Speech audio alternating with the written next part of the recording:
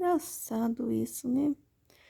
A pessoinha acorda de madrugada, pulando na cama, pula na nossa cabeça, não deixa a gente dormir.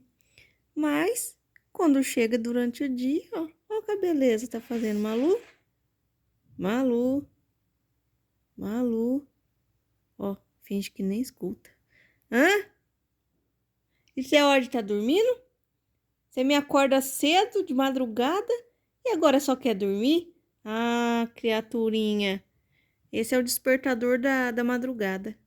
Agora ela só dorme, mas passa a madrugada pulando na gente e não deixa ninguém em paz.